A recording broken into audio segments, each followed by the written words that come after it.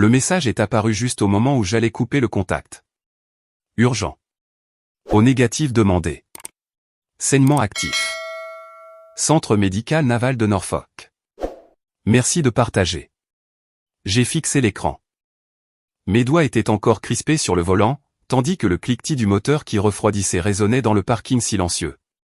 J'ai failli continuer à faire défiler mon écran. J'avais déjà donné 16 heures à l'uniforme ce jour-là.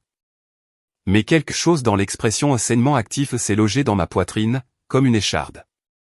10 minutes plus tard, j'étais de retour sur l'autoroute, roulant dans la nuit pour donner mon sang à quelqu'un que je n'avais jamais rencontré. 2 semaines plus tard, j'allais entrer dans le bureau de mon commandant, pour y trouver un homme portant 4 étoiles qui m'attendait.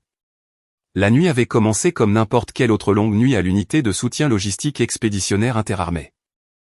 Une étendue de hangars gris et de lampes au sodium, juste à la sortie de Norfolk.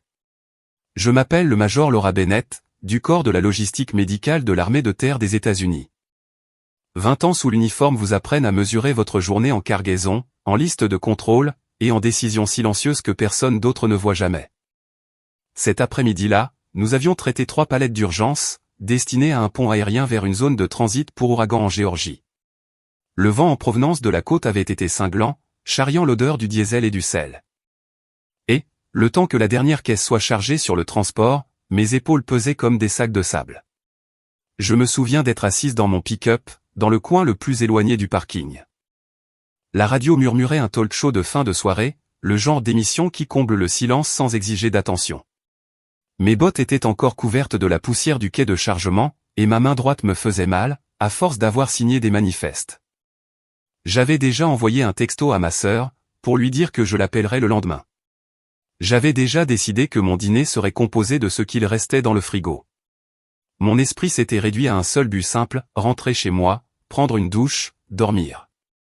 Puis, mon téléphone a vibré.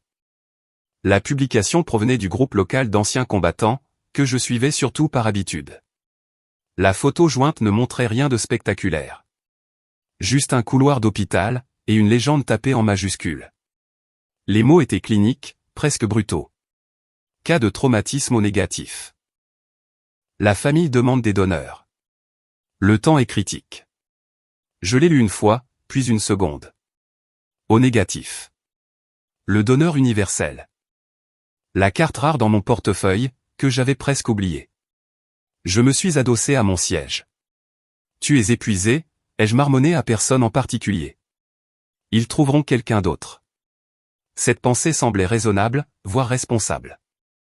Mon service était techniquement terminé, et j'avais un autre briefing tôt le lendemain.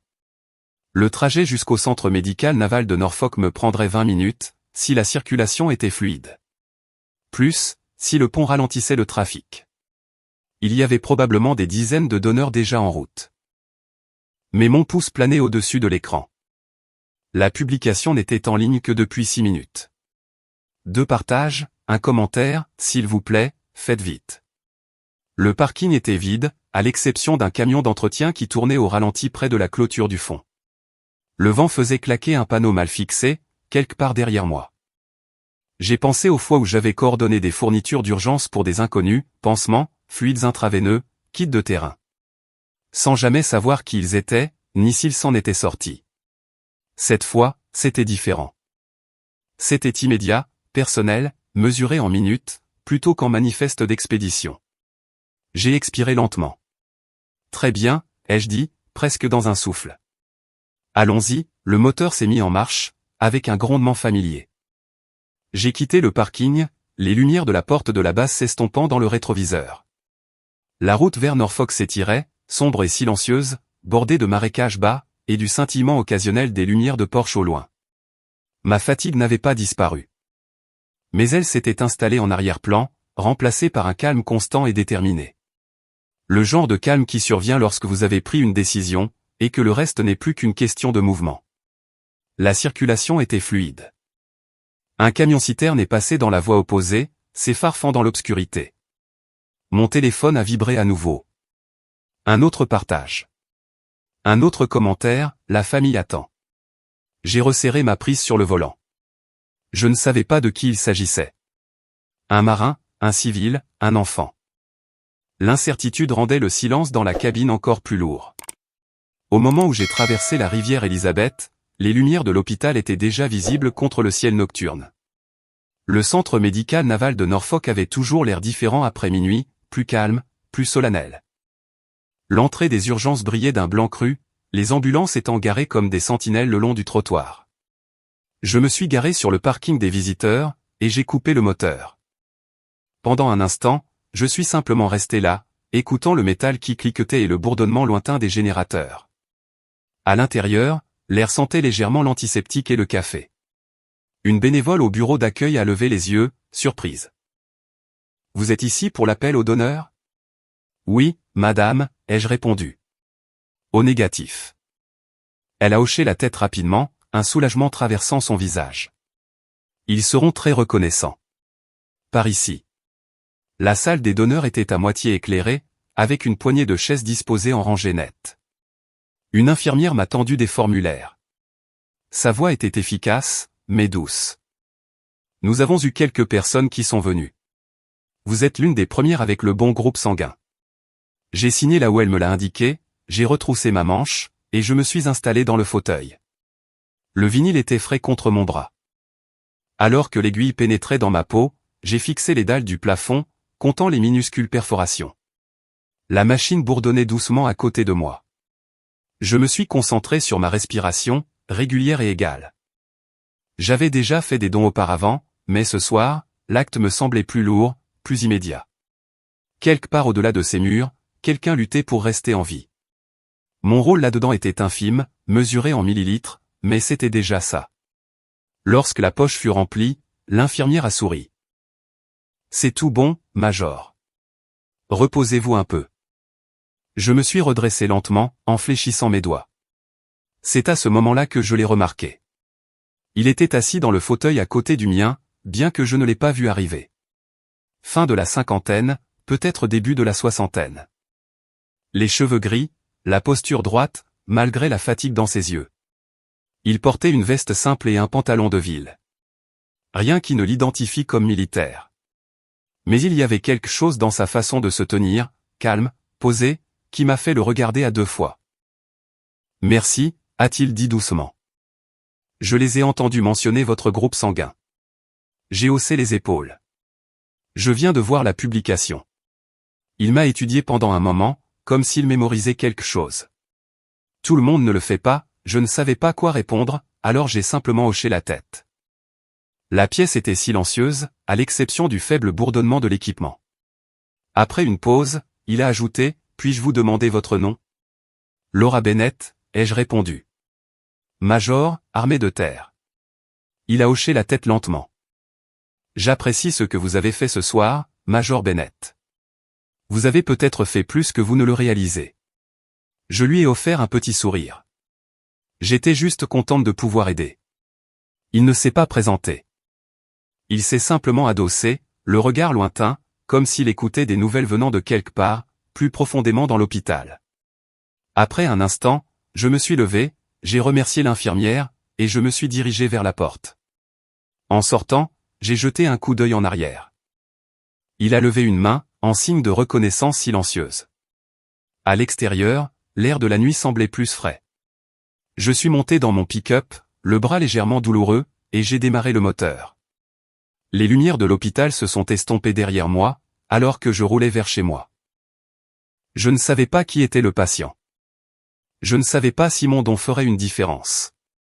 Mais la décision m'avait semblé juste, simple, nette, accomplie. Je n'avais aucune idée que l'homme dans ce fauteuil m'attendrait à nouveau dans 2 semaines, portant 4 étoiles argentées et tenant mon avenir entre ses mains. Les biscuits au sucre qu'ils m'ont donnés avaient le goût de carton. Mais j'en ai mangé un quand même, plus par habitude que par faim. Le salon des donneurs était calme. La lumière fluorescente était adoucie, vu l'heure tardive. Le bourdonnement de l'hôpital semblait s'être apaisé, en quelque chose de presque paisible. Mon bras palpitait légèrement, là où le pansement appuyait sur le creux de mon coude. Je me suis adossé dans le fauteuil, laissant passer les vertiges, comme l'infirmière me l'avait indiqué, en comptant de lentes respirations. En face de moi, l'homme qui m'avait remercié plus tôt, était assis, les mains croisées, le regard fixé sur le sol. comme s'il mesurait le temps en silence. C'est étrange comme on remarque les petites choses quand on est fatigué. Le pli de sa veste était impeccable, malgré la longue nuit. Ses chaussures étaient cirées, pas accent grave l'œil, juste bien entretenu. Il ne s'agitait pas, ne consultait pas son téléphone, ne faisait pas les 100 pas. Il patientait avec la tranquillité de quelqu'un habitué à laisser les événements se dérouler, sans interférence. J'avais déjà vu cette posture. Des officiers attendant devant les salles d'opération. Des commandants écoutant les nouvelles après une opération. Des parents qui comprenaient que la panique n'accélérerait rien. L'infirmière est revenue avec un porte-bloc. Nous sommes en train de le stabiliser, a-t-elle dit doucement à l'homme. La transfusion fait effet. Ses épaules se sont abaissées d'une fraction de millimètre.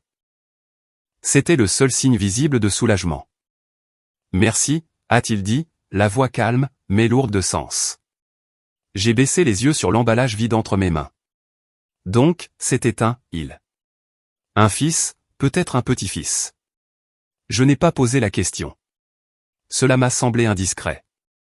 L'hôpital avait son propre rythme, et nous étions juste deux personnes partageant un coin tranquille à l'intérieur. Après quelques minutes, il a repris la parole. Vous êtes venu en voiture depuis la base?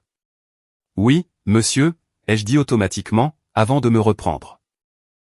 Il n'était pas en uniforme. Désolé. L'habitude. Il a eu un faible sourire. Aucune excuse n'est nécessaire. Les vieilles habitudes sont généralement le signe d'une expérience. Logistique médicale de l'armée de terre, ai-je précisé. Stationné tout près. Cela explique votre esprit de décision, a-t-il répondu. Vous n'avez pas hésité longtemps. J'ai haussé les épaules. Juste assez longtemps pour faillir rentrer chez moi. Il a hoché la tête, comme si ce détail avait son importance. La plupart des gens l'auraient fait. L'infirmière est repassée, réglant une machine. Quelque part au bout du couloir, un téléphone a sonné, puis s'est arrêté brusquement. L'air sentait faiblement le désinfectant, et le café trop infusé. L'homme s'est adossé, étudiant le plafond. C'est ma fille qui a posté ce message, a-t-il dit après un moment. Elle ne pensait pas que quelqu'un le verrait à temps. Je me suis tourné vers lui. Je suis heureuse de l'avoir vu. Moi aussi. Sa voix s'est adoucie. La famille ne vous prépare pas à des moments comme celui-ci. Vous pensez être prêt. Et puis, soudain, vous ne l'êtes pas, je comprenais cela. L'uniforme vous apprend à gérer les urgences, mais il ne vous protège pas de leur dimension humaine. Il s'en sortira, ai-je dit. Pas parce que j'en savais quelque chose, mais parce que cela me semblait nécessaire. Il m'a regardé, le regard fixe. Il s'en sort déjà. Parce que des personnes comme vous ont répondu présent. L'infirmière s'est de nouveau approchée. Vous pouvez le voir brièvement, monsieur. Juste une minute. L'homme s'est levé, lissant sa veste. Avant de la suivre, il s'est tourné vers moi. Je n'ai pas bien saisi votre nom complet, tout à l'heure. Laura Bennett. Il l'a répété doucement, comme s'il le classait dans ses archives. Merci, Major Bennett. Je vous en prie. Il a hésité, puis a ajouté, vous ne saurez peut-être jamais ce que cette nuit signifie pour ma famille. Mais moi, je le saurai. Les mots étaient simples, prononcés sans théâtralité. Puis, il a suivi l'infirmière dans le couloir. Je suis resté assise là un moment de plus, le silence s'installant à nouveau. Les vertiges avaient disparu, remplacés par une fatigue sereine. Après un autre biscuit et un verre d'eau, j'ai rassemblé mes affaires, et j'ai quitté la salle des donneurs. Le couloir à l'extérieur était plus lumineux.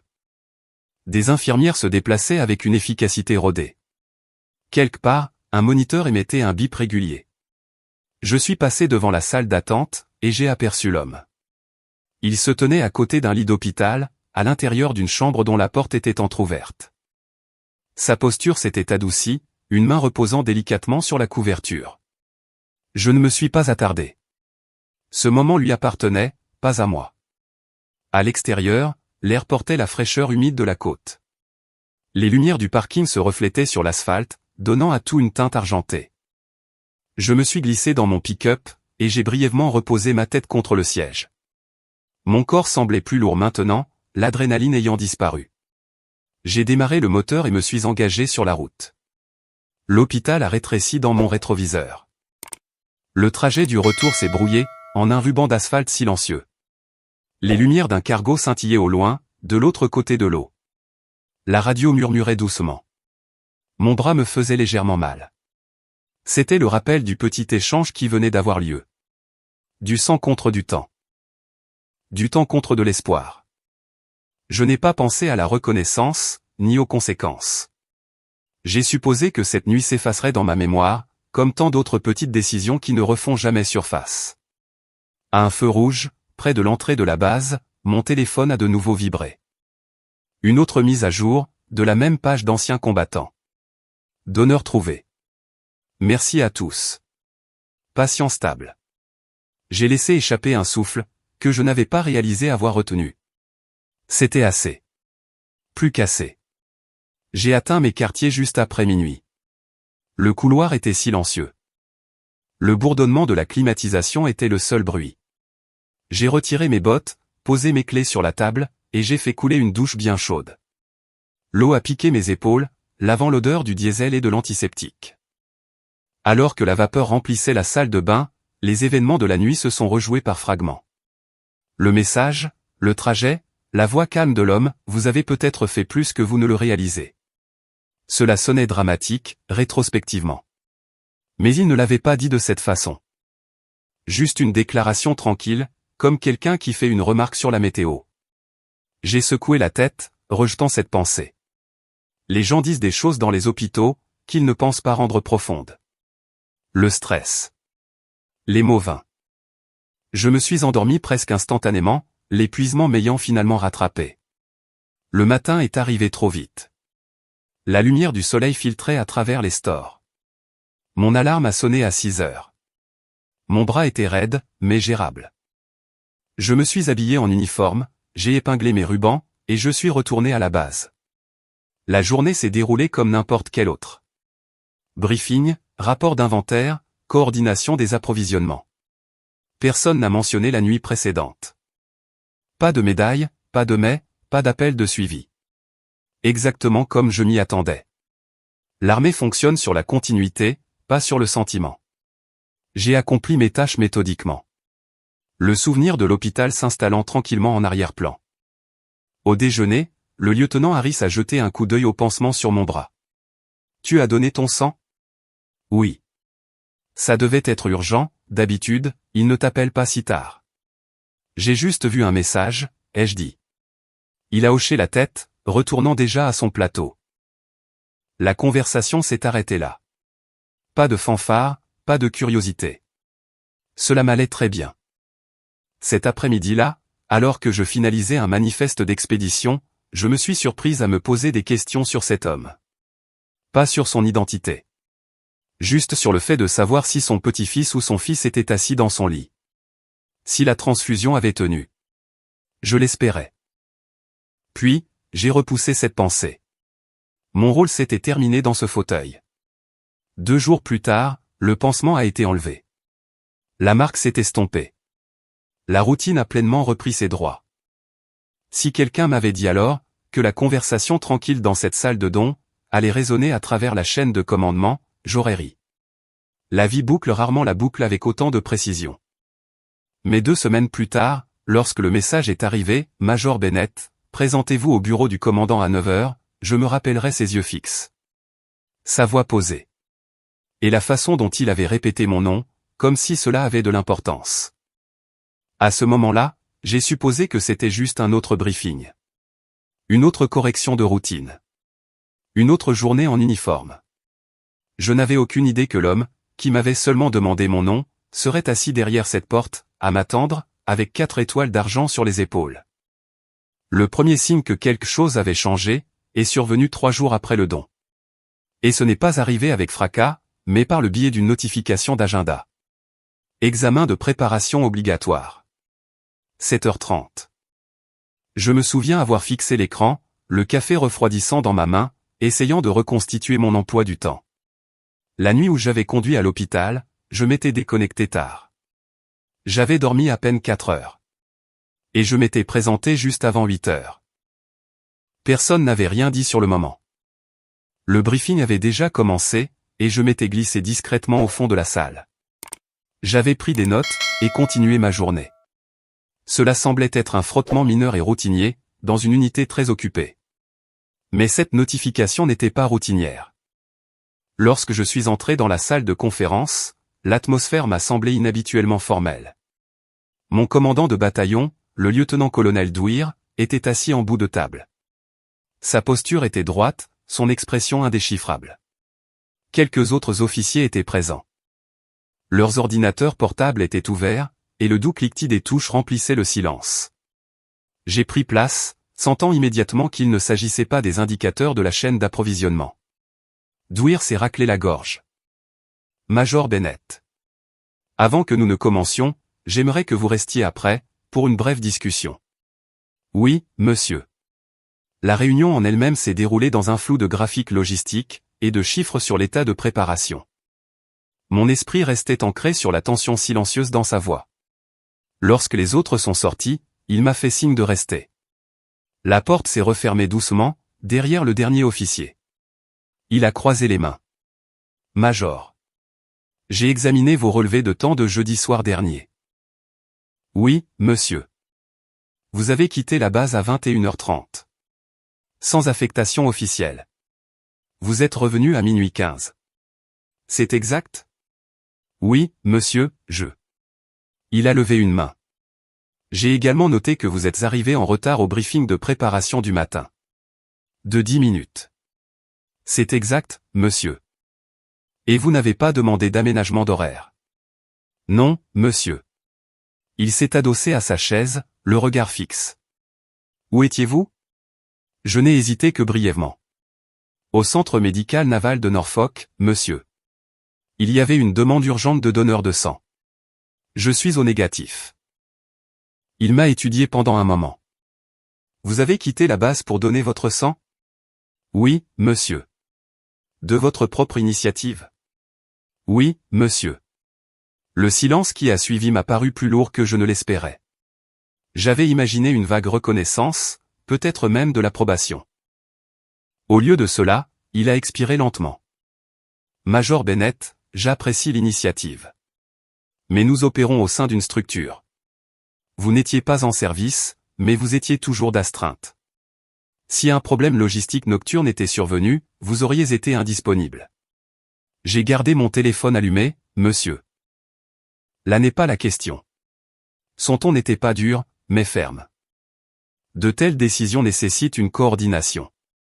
Vous avez pris une décision personnelle, qui a affecté l'état de préparation opérationnelle. J'ai hoché la tête. Compris, monsieur. Il m'a observé attentivement, comme s'il mesurait ma réaction. Je ne vais pas émettre de sanctions disciplinaires formelles. Mais je documente cet écart. Vous serez temporairement transféré au soutien administratif, le temps que nous réévaluions la couverture des astreintes. Les mots sont tombés calmement. Mais ils ont frappé fort. Soutien administratif. Cela signifiait du travail de bureau. Examen des données, suivi des stocks, coordination interne. Pas de mission sur le terrain. Pas de supervision de convoi. Pas de planification opérationnelle. Ce n'était pas une punition de nom, mais ça en avait tout l'air. Oui, monsieur, ai-je dit. Il a fait glisser un papier sur le bureau. Avec effet immédiat. C'est temporaire. Maintenez votre professionnalisme. J'ai signé. Ma main n'a pas tremblé, mais j'ai ressenti un lancèrement dans ma poitrine. Pas de la colère. Plutôt une sourde surprise. Je ne m'attendais pas à des louanges, mais je ne m'attendais pas à ça non plus. Je me suis levé, j'ai salué, et j'ai quitté la pièce. À l'extérieur, le couloir bourdonnait d'une activité normale. Des bottes sur le carrelage, des radios qui grésillent, quelqu'un qui rit près de la cage d'escalier. La banalité de tout cela rendait le moment curieusement isolé. Comme si la décision n'existait que dans une bulle, que j'étais la seule à pouvoir voir. Le lieutenant Harris m'a rattrapé. Tout va bien? Juste une réaffectation, ai-je dit d'un ton égal. Travail de bureau pour l'instant. Il a légèrement froncé les sourcils. Tu es l'une des meilleures que nous ayons pour la planification des convois. Apparemment, j'avais besoin d'une pause, ai-je répondu, en forçant un petit sourire. Les nouvelles voyagent discrètement au sein d'une unité. Dès l'après-midi, quelques regards en biais l'ont confirmé. Rien d'ouvert. Juste de subtils changements. Des conversations qui s'interrompent quand j'entrais. Un jeune officier chuchotant à un autre. Ce n'était pas de l'hostilité. Plus de la curiosité. Peut-être du scepticisme. À mon nouveau bureau, des rangées de feuilles de calcul ont remplacé les quais de chargement ouverts, auxquels j'étais habitué. Le bourdonnement des néons remplissait l'espace. Ma superviseure, l'adjudant-chef Alvarez, m'a accueilli poliment. Temporaire, hein? Ça nous arrive à tous. Oui, madame. Elle m'a tendu une pile de rapports. Rapprochement des stocks. Commencez par ça. Vous êtes minutieuse, donc ça ne devrait pas être long. J'ai hoché la tête et je me suis assise. Le clavier me semblait étranger sous mes mains. Par la fenêtre, je pouvais voir le tarmac, où les camions de fret s'alignaient, moteur tournant au ralenti. Une semaine plus tôt, je coordonnais ces tournées. Maintenant, je les regardais de loin. Au milieu de l'après-midi, le capitaine Miller s'est adossé à la cloison de mon box. Il était assez amical, mais son ton comportait une légère pointe d'ironie. J'ai entendu dire que tu avais fait cavalier seul, pour un don de sang à minuit. J'ai vu un message, ai-je dit. C'est tout. Il a eu un léger sourire en coin. Sauver le monde sur ton temps libre, hein? J'ai juste aidé quelqu'un. Ouais. Eh bien, le commandement n'aime pas les surprises. Il a tapoté le bureau. Prudence. La compassion ne fait pas toujours partie des procédures opérationnelles standards. J'ai soutenu son regard, calmement.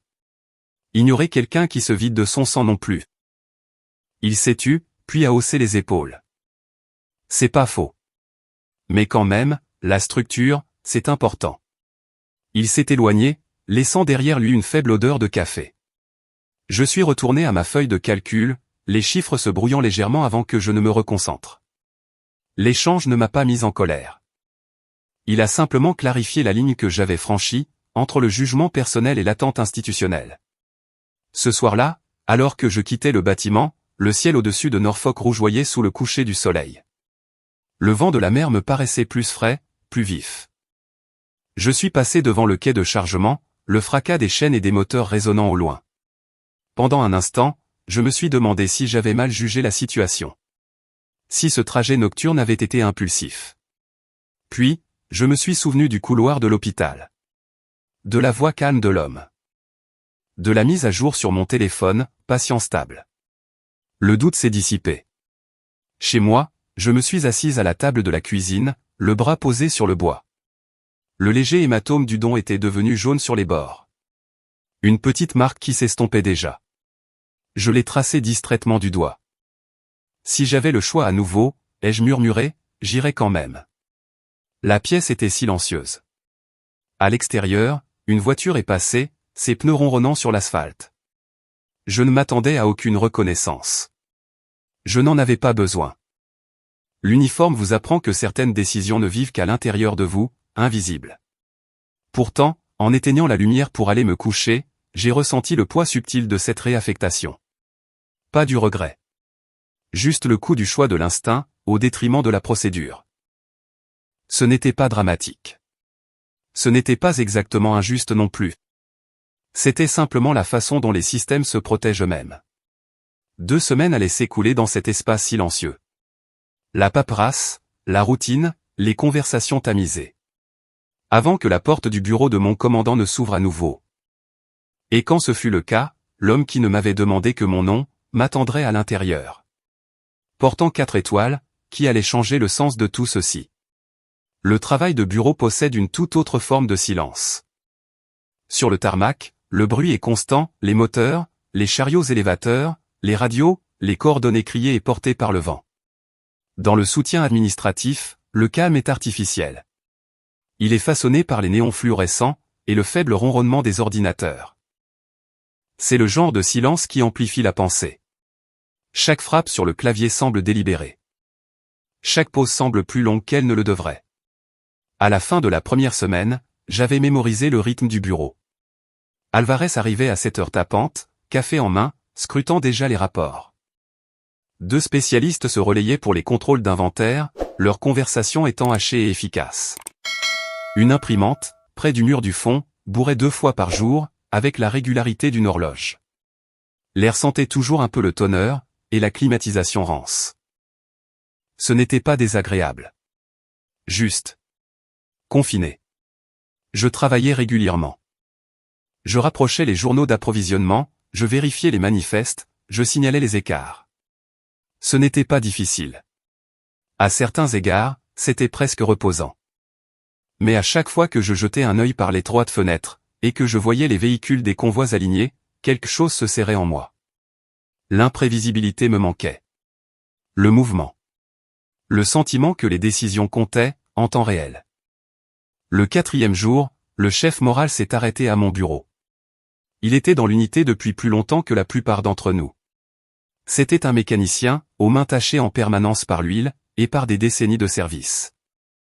J'ai entendu dire qu'il t'avait garé ici, a-t-il dit doucement. Temporaire, ai-je répondu. Il a hoché la tête, étudiant le rapport étalé sur mon bureau. Tu as toujours été trop doué pour la paperasse. Ça ne me dérange pas, peut-être. Mais ta place n'est pas ici. Il s'est légèrement penché vers moi. Ils disent que tu as quitté la base pour donner ton sang. Oui. Il a émis un faible grognement approbateur. Ma femme a eu besoin de O négatif, un jour. Il y a des années de ça. Un inconnu s'est pointé. Je n'ai jamais su son nom. Il a fait une pause. Parfois, les choses silencieuses comptent plus que les choses bruyantes. J'ai soutenu son regard. C'est aussi comme ça que je vois les choses. Moral a hoché la tête, et s'est éloigné, laissant derrière lui une légère odeur d'huile de machine. Ces paroles ont résonné en moi plus longtemps que je ne l'aurais cru. Elles n'ont pas effacé la réaffectation. Mais elles en ont adouci les contours.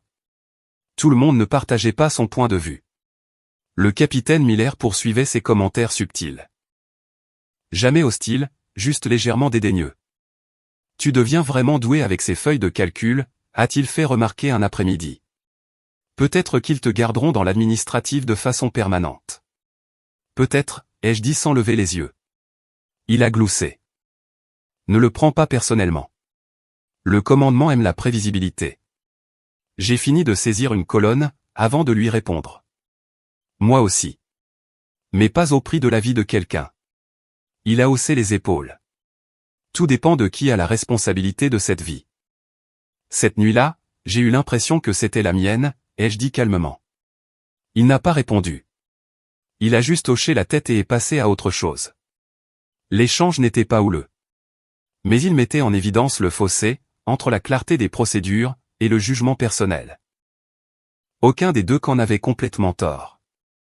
Mais un seul des deux camps, avait vu ce couloir d'hôpital au milieu de la nuit.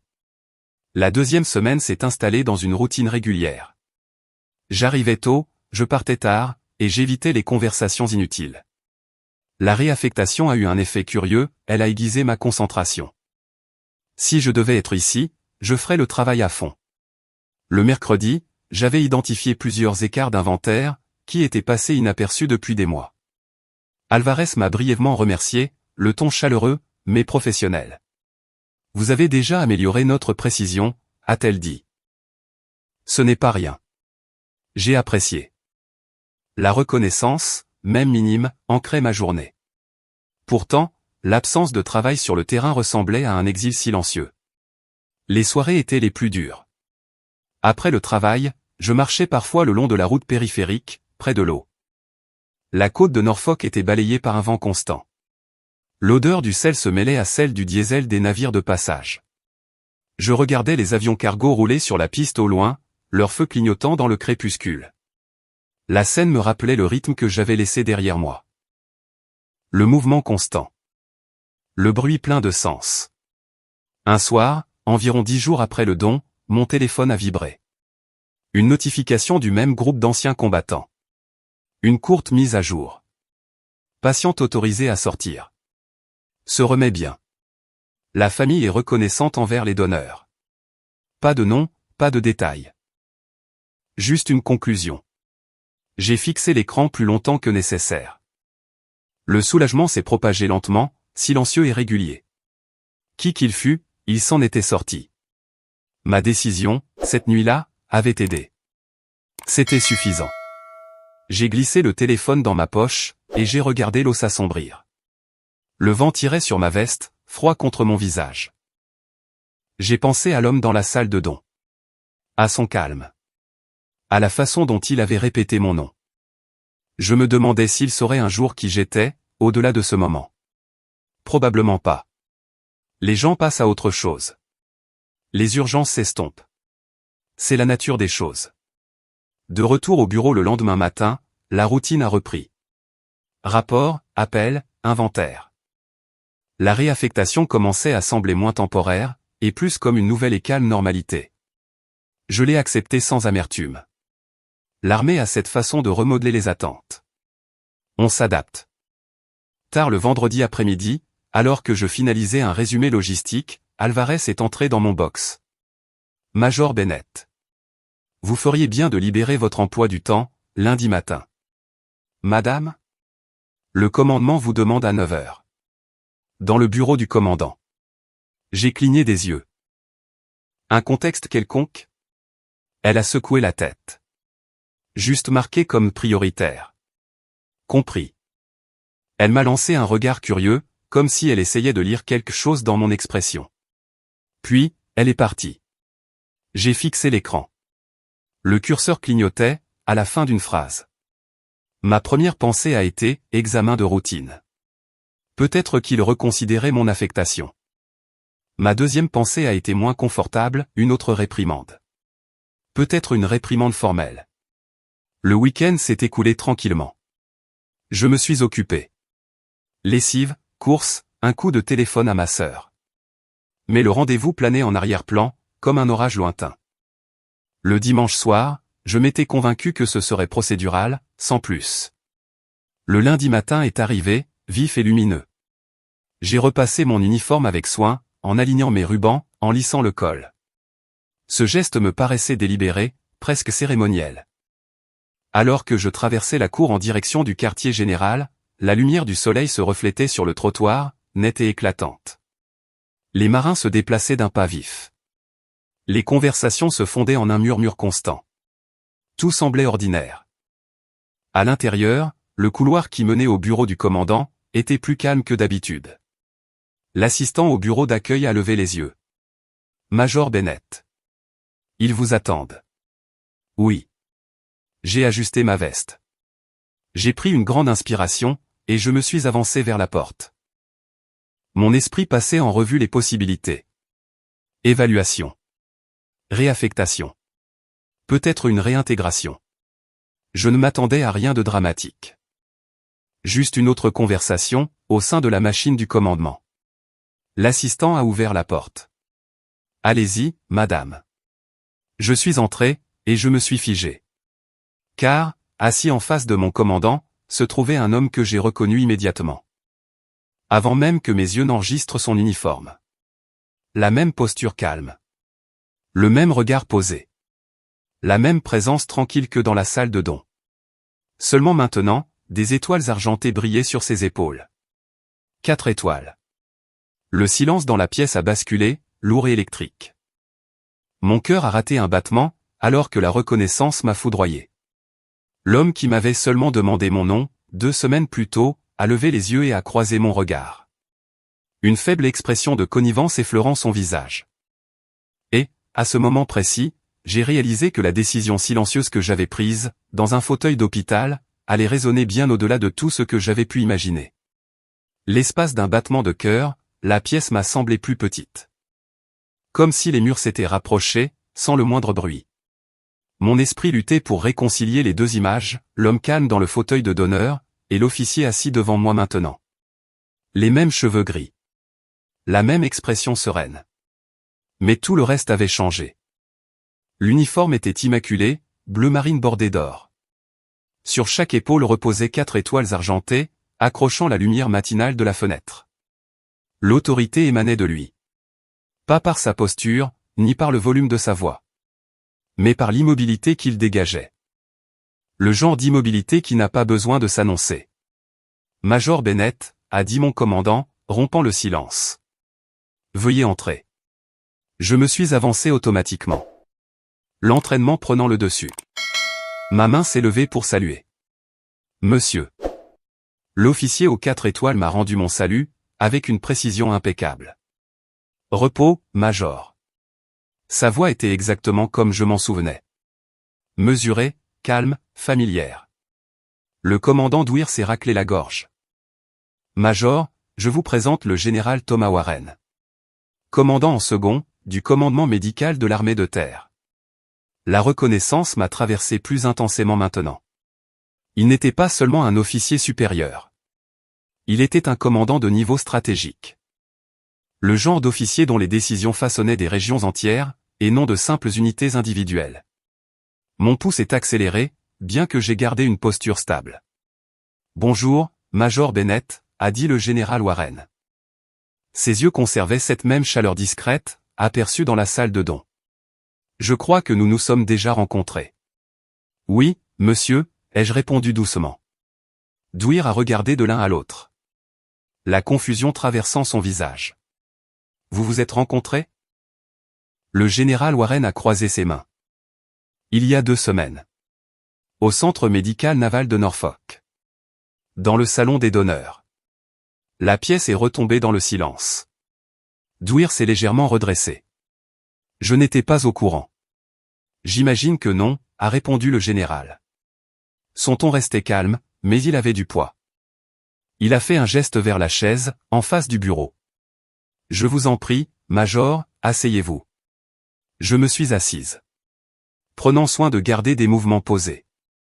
Le bourdonnement de la climatisation a rempli cette brève pause. Dwyer a jeté un coup d'œil à un dossier sur son bureau. Puis au général. Comme s'il recalculait l'intégralité de la conversation. Le général Warren a parlé en premier. Major Bennett. Vous rappelez-vous la raison pour laquelle vous êtes venu à l'hôpital, cette nuit-là? Oui, monsieur. Une demande urgente de don de sang. Vous avez répondu immédiatement. Oui, monsieur. Il a hoché la tête. Sans savoir qui avait besoin de ce sang. Oui, monsieur. Dwyer s'est légèrement agité. Monsieur, si je puis me permettre. Bien sûr, colonel, a répondu Warren. Dwyer s'est penché en avant. L'initiative du major Bennett est louable.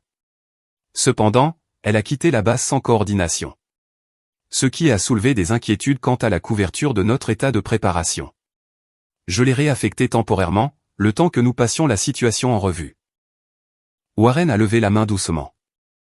Ne l'interrompant pas tant qu'il ne guidait la conversation. Compris. Et y a-t-il eu une quelconque mission compromise? Non, monsieur. Un retard dans les opérations logistiques? Non, monsieur. Un risque opérationnel qui se serait concrétisé? Dwyer a hésité. Non, monsieur. Mais. Donc, le seul problème, a poursuivi Warren calmement, a été un écart de procédure. Oui, monsieur. Le général s'est adossé à son siège, étudiant le dossier. Major Bennett. Pensiez-vous que votre décision violait le protocole? Oui, monsieur. Je savais qu'elle n'était pas coordonnée. Et vous avez pris cette décision quand même?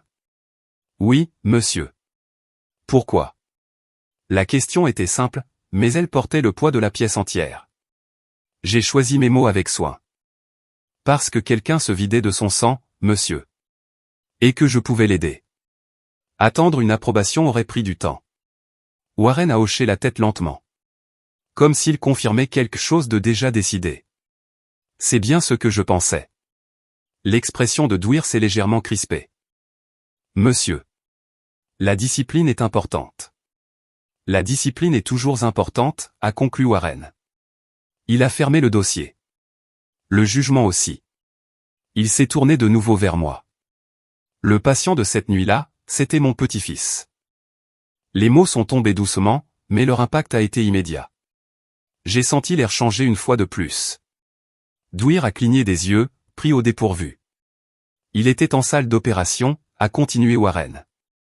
Hémorragie interne. Ma fille a publié la demande de donneur de sang, lorsque les réserves se sont épuisées. Votre don est arrivé en quelques minutes. Il a fait une pause. Ça leur a fait gagner du temps. J'ai dégluti. Je ne savais pas quoi dire. Vous ne saviez pas qui il était, a dit Warren. Vous ne saviez pas qui j'étais. Vous avez simplement vu un besoin, et vous avez agi. Son regard s'est brièvement posé sur Dwyer. Ce n'est pas de l'imprudence. C'est du leadership. Dwyer est resté très immobile. Monsieur, je ne. Je sais, a répondu Warren calmement. Vous avez appliqué le règlement. C'est votre responsabilité. Mais les règlements existent pour servir les gens, pas pour remplacer le jugement. Il a croisé ses mains à nouveau. Le major Bennett a pris une décision qui équilibrait le risque et l'humanité. Elle en a accepté les conséquences. C'est exactement le genre d'officier que nous voulons pour prendre des décisions, dans des situations incertaines. La pièce est restée silencieuse. J'ai ressenti un mélange de soulagement et d'incrédulité, bien que j'ai gardé une expression neutre. Warren a continué. J'ai demandé son dossier, après ma visite à l'hôpital. Ses états de service reflètent des performances constantes. Une solide expérience en logistique de crise. Et aucun écart antérieur. Il a regardé directement Dwyer. Une réaffectation à des tâches administratives semble disproportionnée. Dwyer a hoché la tête lentement. Compris, monsieur. La voix de Warren s'est légèrement adoucie. Colonel, je ne suis pas ici pour vous critiquer. Vous avez suivi la procédure. Mais nous devons également savoir reconnaître, lorsqu'un officier fait preuve d'un jugement moral sain. Il s'est tourné à nouveau vers moi. Major Bennett. Prendriez-vous la même décision à nouveau? Oui, monsieur, ai-je répondu, sans hésitation. Un faible sourire a effleuré ses lèvres. Bien. Il a attrapé le dossier. A fait glisser un document vers l'avant. Et a parlé d'un ton égal. Avec effet immédiat, la réaffectation temporaire est levée. Le major Bennett retournera à la planification opérationnelle. De plus, je la recommande pour un poste de coordination humanitaire, au sein du cadre de la logistique médicale. Ses instincts y sont adaptés. Dwyer a hoché la tête. Oui, monsieur. Je mettrai cela en place. Warren s'est levé. Le mouvement était sans hâte, mais décisif. Merci, colonel. Il s'est tourné vers moi, et m'a tendu la main. Major Bennett. Vous n'avez pas seulement aidé ma famille. Vous m'avez rappelé pourquoi nous portons cet uniforme. Sa poignée de main était ferme. Sûr. Merci. Merci, monsieur, ai-je répondu doucement. Alors qu'il relâchait ma main, la tension dans la pièce s'est dissipée. Dwyer s'est raclé la gorge. Major. Présentez-vous aux opérations après ceci. Nous vous réintégrerons immédiatement. Oui, monsieur. Warren a fait un dernier signe de tête, puis s'est dirigé vers la porte. La lumière du soleil a de nouveau accroché les étoiles argentées, brillantes sur le tissu sombre. Alors qu'il s'avançait dans le couloir, le poids du moment s'est installé pleinement. 2 semaines plus tôt, il n'avait été qu'un homme ordinaire, dans une salle de dons silencieuse. Aujourd'hui, sa présence avait modifié l'ensemble de ma trajectoire. Je suis resté assise là un moment de plus, assimilant ce changement. Dwyer m'a jeté un coup d'œil. Son expression était plus pensive qu'auparavant. Major Bennett, a-t-il dit calmement. Bonne décision, cette nuit-là. Oui, monsieur. À l'extérieur, le couloir semblait plus lumineux. Le bruit de la base revenait par vagues. J'ai marché vers le département des opérations. Le bourdonnement familier des moteurs flottait à travers les portes ouvertes. La réaffectation était terminée. L'exil silencieux avait pris fin. Et quelque part au bout du couloir, l'homme qui ne m'avait demandé que mon nom, s'en allait avec 4 étoiles sur les épaules. Emportant avec lui, l'écho d'une décision prise dans un fauteuil d'hôpital. Au moment où je suis retourné dans la salle des opérations, les sons familiers m'ont semblé plus nets, que dans mon souvenir. Les radios crépitaient avec des mises à jour d'itinéraire. Les chariots élévateurs vrombissaient sur le béton.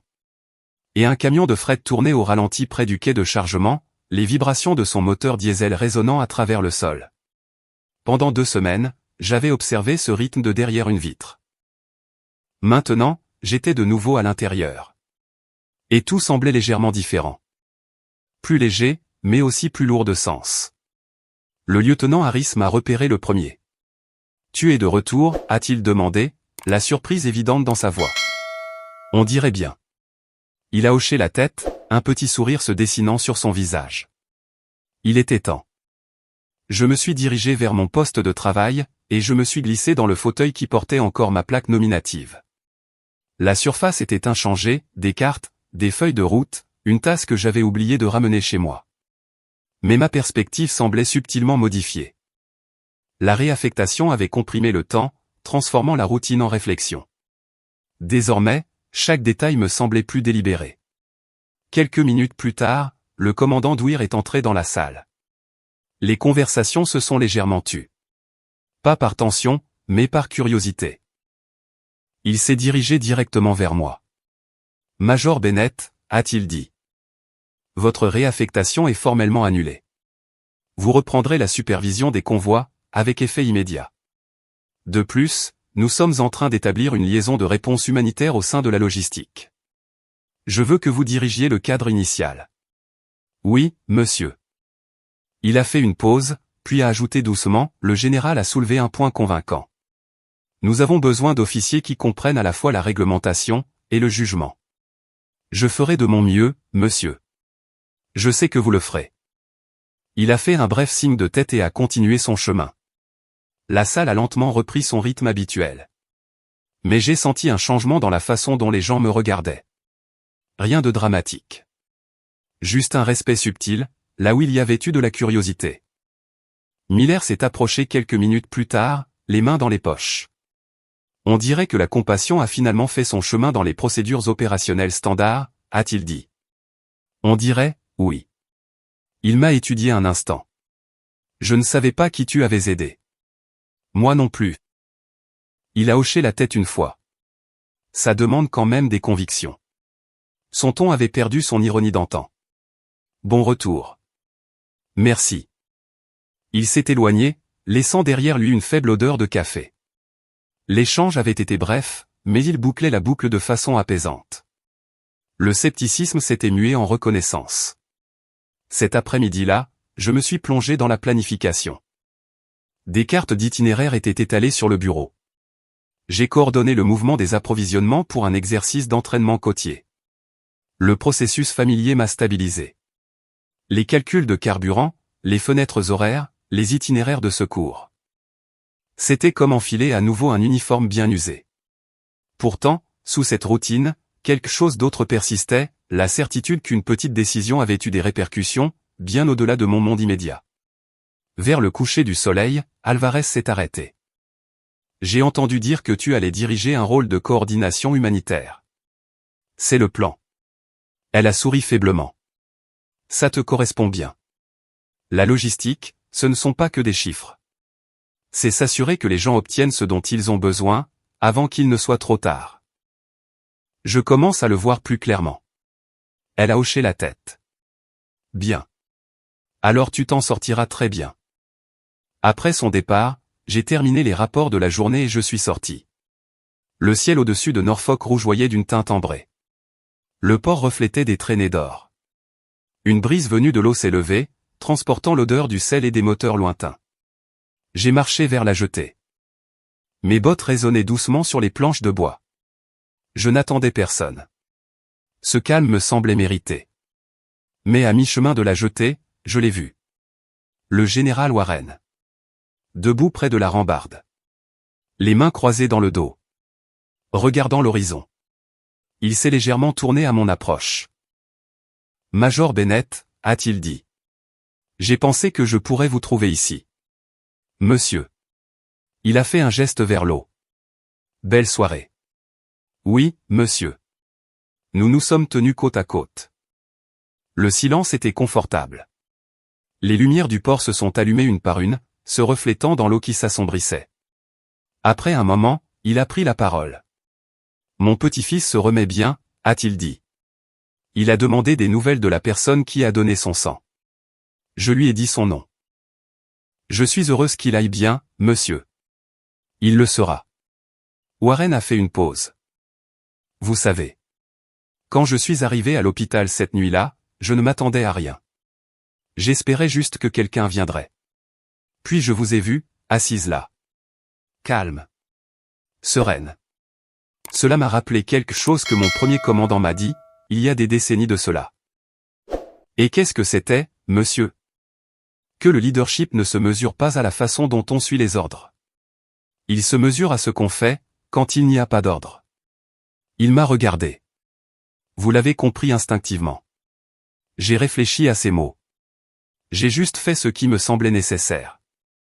C'est exactement pour cela que ça a de l'importance. Il a posé ses mains sur la rambarde. Les systèmes sont importants. Ils nous permettent d'être cohérents. Mais ils peuvent aussi nous faire oublier pourquoi nous les avons créés. Vous ne l'avez pas oublié. Le vent tirait légèrement sur nos uniformes. Le cri des mouettes lointaines dérivait sur l'eau.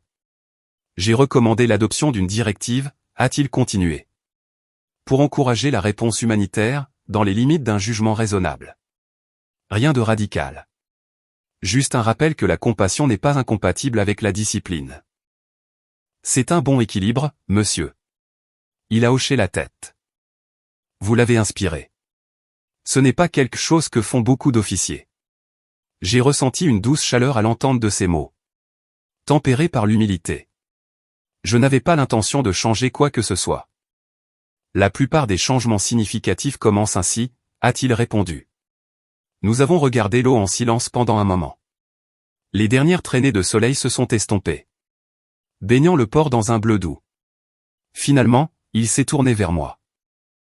Je quitte Norfolk demain, a-t-il dit. Avant de partir, je voulais vous remercier encore une fois. Pas en tant que général. Juste en tant que grand-père. Je vous en prie, monsieur. Il m'a tendu la main. Je l'ai serré fermement. Le geste était simple, mais lourd de sens. Continuez à faire confiance à votre jugement, Major Bennett, a-t-il dit. L'uniforme en a besoin. Oui, monsieur. Il s'est éloigné en direction du quartier général. Sa silhouette se fondant dans les ombres du soir. Je suis resté appuyé à la rambarde, inspirant l'air frais. Les 2 dernières semaines ont défilé dans mon esprit, la réaffectation. Les doutes silencieux. Le renversement soudain de la situation. Cela ressemblait moins à un rebondissement dramatique, qu'à une leçon se dévoilant lentement. L'honneur n'arrive pas toujours avec fracas. Parfois, il avance à travers des décisions silencieuses, passant inaperçues. Jusqu'à ce que le bon moment révèle tout son poids. Alors que les dernières lueurs du jour disparaissaient, je me suis tourné vers le bâtiment des opérations. Demain apporterait de nouvelles affectations. De nouveaux itinéraires. De nouvelles exigences. Mais le souvenir de ce fauteuil de don, et de l'homme qui m'avait seulement demandé mon nom, resterait comme une boussole silencieuse. Guidant mes futurs choix. Le matin suivant le départ du général Warren de Norfolk, la base a semblé inchangée au premier abord. Les mêmes mouettes tournaient au-dessus du port. Les mêmes camions roulaient dans la cour de chargement. La même odeur de diesel et de sel flottait dans l'air. Mais sous cette routine, quelque chose de subtil avait changé. Ce n'était pas écrit sur une note de service, ni annoncé dans les haut-parleurs. Cela vivait dans le ton et les postures. Dans la façon dont les conversations s'arrêtaient, et reprenaient avec un peu plus de réflexion. Dès 8 heures, j'étais déjà dans la salle des opérations, examinant une ébauche de cadre pour le nouveau rôle de coordination humanitaire. Ce n'était pas un document complexe. Juste des lignes directrices structurées, pour répondre aux urgences civiles dans les limites des opérations. Le langage était prudent. Équilibré entre la discipline et la capacité de discernement. La première ligne disait, lorsque des vies sont en danger immédiat, les officiers peuvent agir en faisant preuve d'un jugement raisonnable, à condition que l'intégrité opérationnelle soit préservée. J'ai fixé cette phrase pendant un long moment. 2 semaines plus tôt, elle aurait pu sembler controversée. Aujourd'hui, elle paraissait simplement juste. Le commandant Dwyer est entré discrètement. Comment avance l'ébauche? Un bon départ, monsieur. Nous aurons besoin de seuils pour définir l'autorité de réponse. Il a hoché la tête. D'accord. Gardons sa pratique. Personne ne veut d'une politique floue.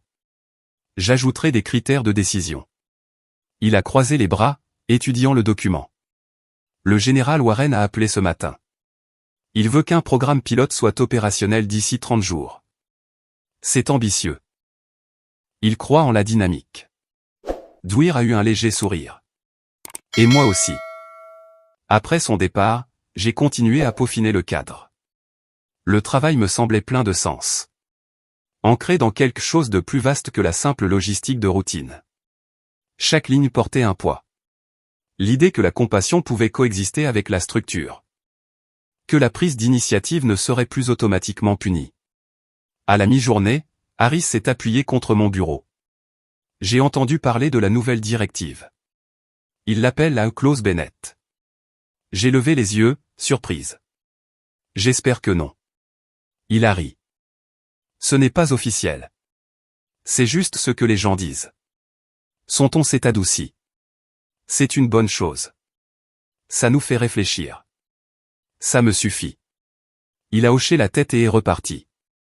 L'après-midi a passé vite. En fin de journée, la première ébauche circulait déjà au sein du commandement. Les commentaires arrivaient au compte-gouttes. Des ajustements mineurs, des clarifications. Rien d'hostile, rien de méprisant. Le changement semblait réel. Plus tard, je suis retourné à la jetée. Le vent était plus calme que la veille. L'eau était presque lisse.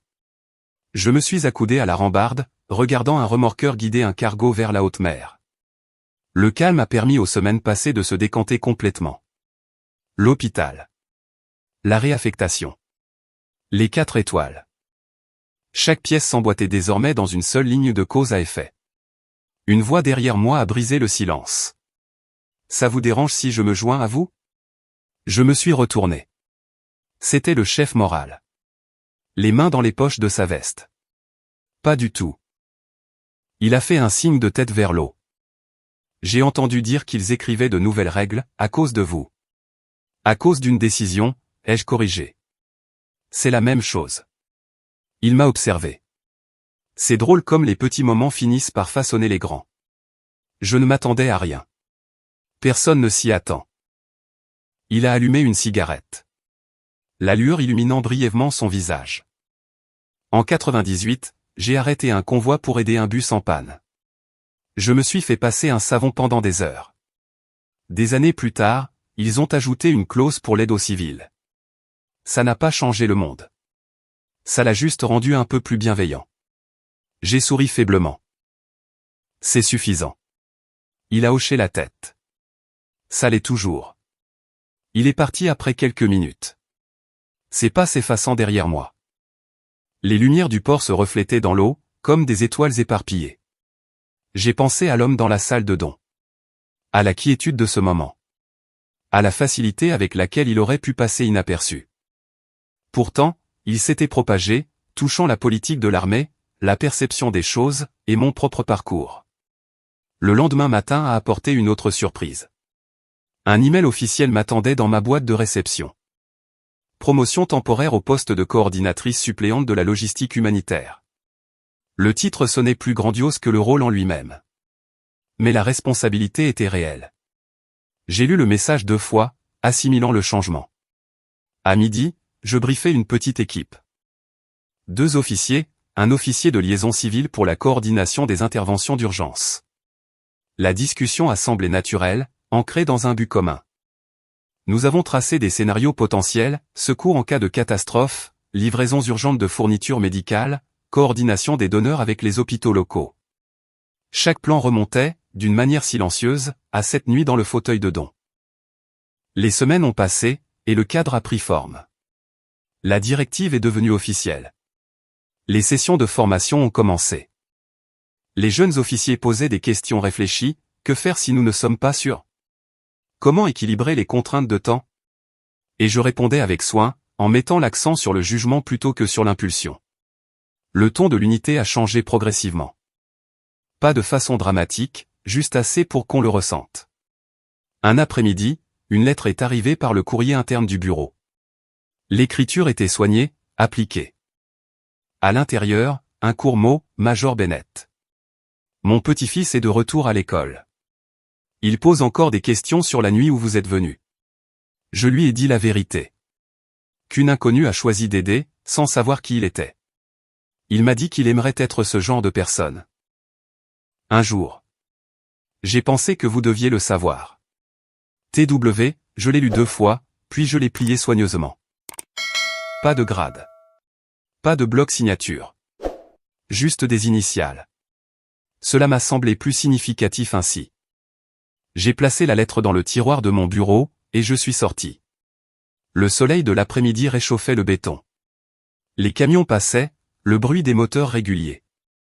La vie avançait. Inchangée, et pourtant subtilement modifiée. Parfois, l'honneur n'arrive pas avec une cérémonie.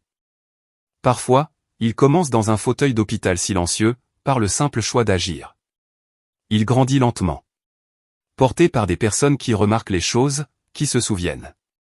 Et qui décident de façonner l'avenir, un peu différemment. Si cette histoire résonne en vous. Si vous avez déjà été confronté à un moment où faire ce qui est juste, vous a semblé inopportun ou incertain. Envisagez de la partager.